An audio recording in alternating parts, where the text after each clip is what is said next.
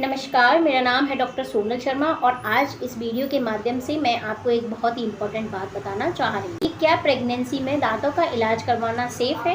क्योंकि होता क्या है, देखिए प्रेगनेंसी के टाइम पे मसूड़ों और दांतों की समस्या होना बहुत आम बात है, क्योंकि इस टाइम पर महिला की बॉडी में हार्मोनल इम्बैलेंस होता ही। तो आज इस वीडियो के माध्यम से हम यही जानेंगे कि जो दांतों की समस्याएं जो होती है प्रेगनेंसी के टाइम पर कब मतलब क्या समस्याएं होती हैं, क्या कारण है और इनका इलाज करवाना सेफ है या नहीं और क्या इलाज हमें करवाना चाहिए। और एक और बात, तो जो इन्फॉर्मेशन आज मैं दे रही हूँ ये एक डेंटिस्ट के लिए भी है और एक नॉर्मल डेंटिस्ट के लिए भी है और नॉर्मल लोगों के लिए भी है कि हमें किन किन बातों का ध्यान रखना है अगर हम प्रेगनेंसी में इलाज अपना करवाते हैं, या एज अ डेंटिस्ट हमें किन किन बातों का ध्यान रखना है जब कोई प्रेग्नेंट लेडी हमारे डेंटल क्लिनिक में ट्रीटमेंट के लिए आती है या कंसल्टेशन के लिए आती है। तो आइए बात करें। प्रेगनेंसी के दौरान अगर आपको कोई भी डेंटल ट्रीटमेंट लेना है तो सबसे सेफ जो ट्राइमेस्टर होता है वो सेकेंड ट्राइमेस्टर सबसे सेफ होता है। सेकेंड ट्राइमेस्टर यानी आपका चौथा और पाँचवा और छठवां महीना सबसे सेफ है।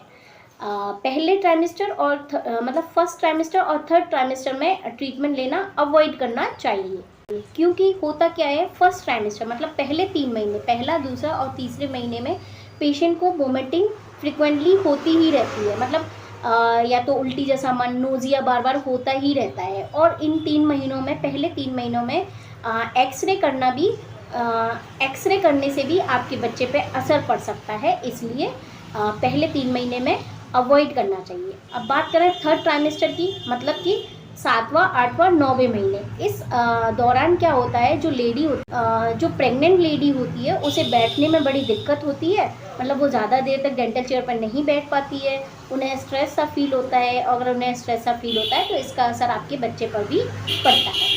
अब बात करते हैं डेंटिस्ट को क्या ध्यान रखना चाहिए, क्या खास ध्यान रखना चाहिए जब प्रेग्नेंट लेडी आपके डेंटल चेयर पर बैठती है इस टाइम प्रेगनेंसी के दौरान। तो उन्हें ध्यान रखना है कि पेशेंट को लेफ्ट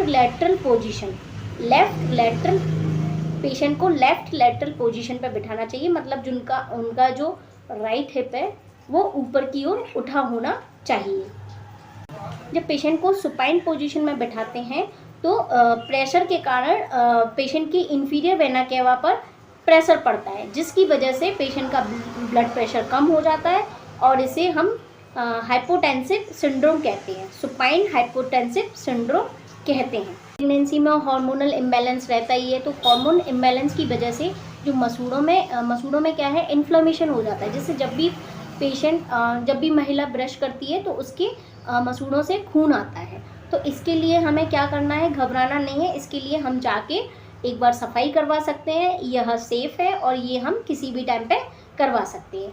दूसरी बात करें कि जब भी पेशेंट को वोमिटिंग होती है, मतलब प्रेग्नेंट लेडी को वोमिटिंग होती है, तो जब भी वोमिटिंग होती है 15 से 20 मिनट, वोमिटिंग के बाद 15 से 20 मिनट तक हमें ब्रश और माउथ वॉश नहीं करना है, क्योंकि वोमिटिंग की वजह से हमारी जो ओरल कैविटी का जो माध्यम है, मतलब जो मीडियम है, कहूँ पीएच जो है वो एसिडिक हो जाए, मतलब वहाँ एसिडिक इन्वायरमेंट बन गया है। तो हमें 15 से 20 मिनट तक ब्रश और माउथ वॉशेस अवॉइड करने चाहिए, क्योंकि क्या होता है, एसिडिक मीडियम है तो जब भी हम ब्रश करेंगे या माउथ वॉश करेंगे तो हमारे दांत की परत पतली हो जाएगी, यह एक एसिड केमिकल से हो रहा है। देन बात करते हैं प्रेगनेंसी में हमें माउथ वॉश यूज़ करना ही है मुंह की सफाई के लिए, लेकिन ऐसा माउथ वॉश यूज़ करना है जिसमें अल्कोहल ना। नेक्स्ट बात करें पायोजेनिक ग्रेनुलोमा, तो क्या होता है, इसे देखकर लेडी या उसके घर वाले डर जाते हैं कि कहीं हमें कैंसर तो नहीं हो गया है। यह कुछ नहीं है, यह एक नॉर्मल जिंजाइवल इन्लार्जमेंट है, जो हमारा मसूड़ा होता है ये, तो इसका इन्लार्जमेंट हो जाता है।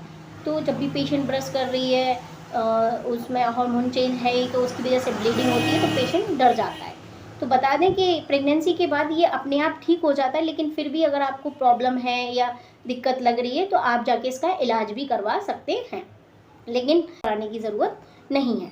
तो आशा करती हूँ आज इस वीडियो के माध्यम से आप समझ पाए होंगे कि हमें कब ट्रीटमेंट लेना है, कब नहीं लेना है।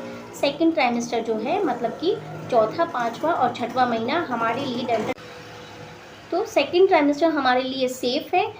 फर्स्ट और थर्ड ट्राइमेस्टर हमें अवॉइड करना चाहिए ट्रीटमेंट लेने के लिए।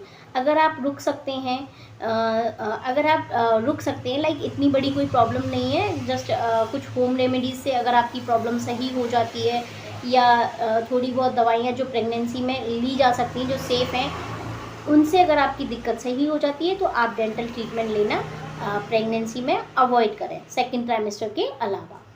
आशा करती हूँ आपको ये वीडियो पसंद आई होगी। वीडियो पसंद आई होगी तो वीडियो को लाइक, सब्सक्राइब एंड कमेंट करें। धन्यवाद।